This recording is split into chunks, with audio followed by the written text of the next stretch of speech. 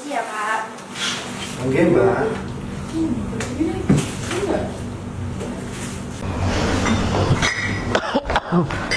Aduh. Kayak kumpul lagi ya. Oke Pak. Kayak saya panas yuk, meriang awak yuk. Oke. Aduh. Manis, gula Jawa, gula batu. Barang yuk, banteng panas. Wah, Bro Riz. Wah. Hei, halo Mas Udin. Kayak ngopo iki? Iki loh Mas, lagi nonton berita iki Mas. Iki musim-musim pemilu ya Mas Riz. Nggih. Wah, iki aku wingi iki dicoklit ana petugas masuk omah, coklit. Tapi jenengmu kok ora ana Mas Riz ya. Dirimu dicoklit durung Mas Riz? Nah, nek aku ya wis to Mas. Masuk jenengmu? Masuk enak. Waduh. Iki masalah iki aku pengen nyoblos Mbak, Ya monggo Bapak. Jadi gimana ya, ini? ada apa nih Mbak? Terkait dengan hak pilih Monggo kita nih. ada kopi, Oh. jahe, teh. Apa kita Jeruk. nggak usah milih? Jahe jeruk nanti? saya. Seroja.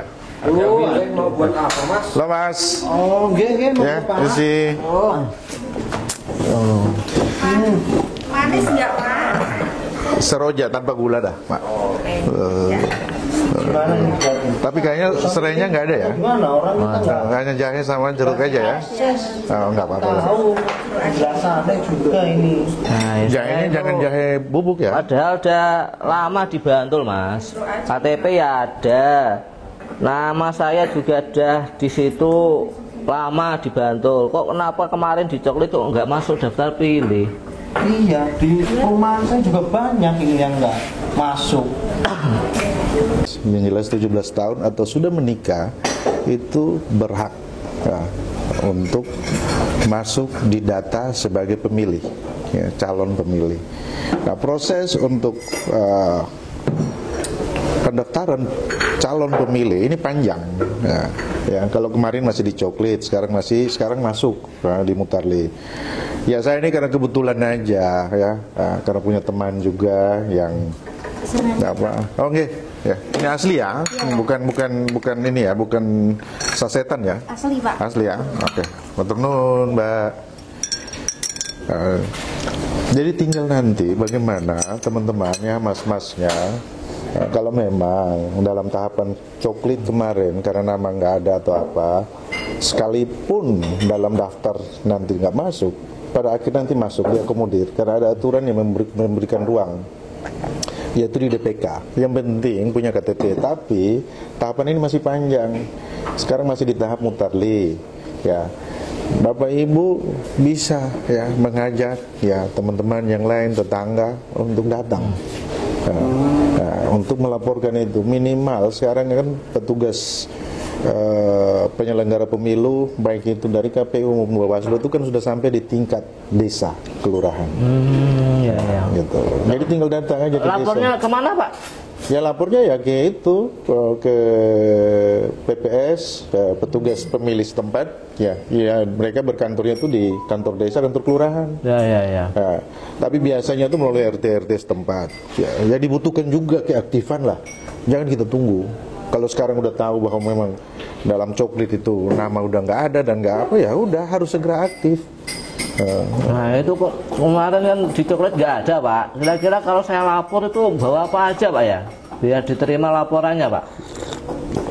Yang jelas yang pertama itu kan KTP itu. Iya. KTP itu kan sebagai persyaratan, ya, persyaratan utama untuk menentukan apakah ya Bapak Ibu itu sudah memenuhi syarat untuk menjadi pemilih.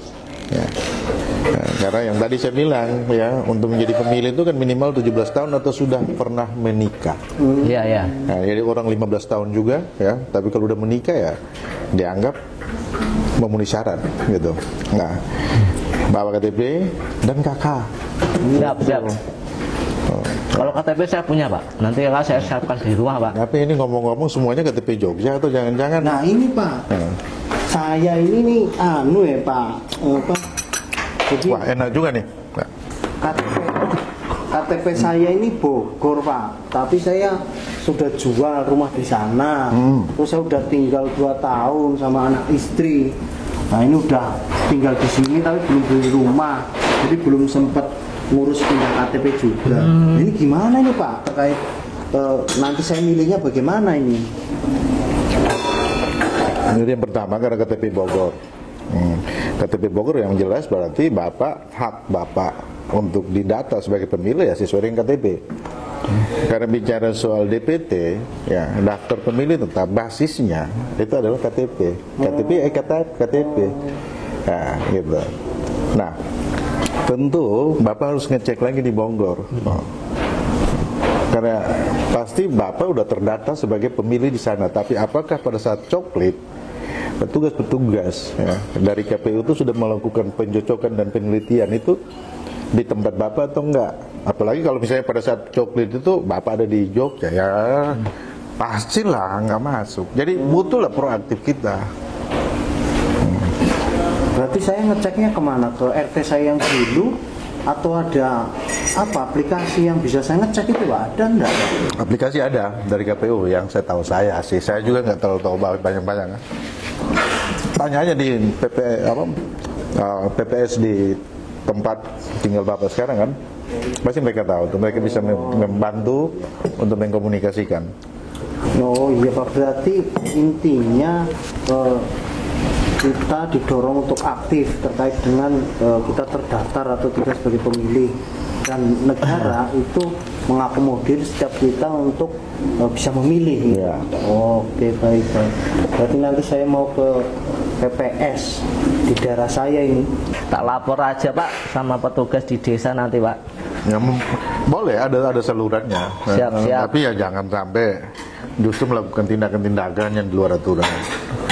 Ruang itu masih ada untuk teman-teman, untuk Bapak Ibu, ya.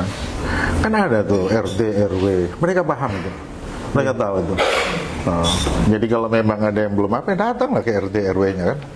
Ya Pak, siap. Oke Mas Des, ini penting ya Mas. Delok meneh kampanye. Gini, gring. Tak laporan dulu Pak saya. RT saya. Kemana? Oh itu dekat rumah. Wah, itu bayar dulu tuh. Buan ya Bu. Iya, Yuk, buan yuk.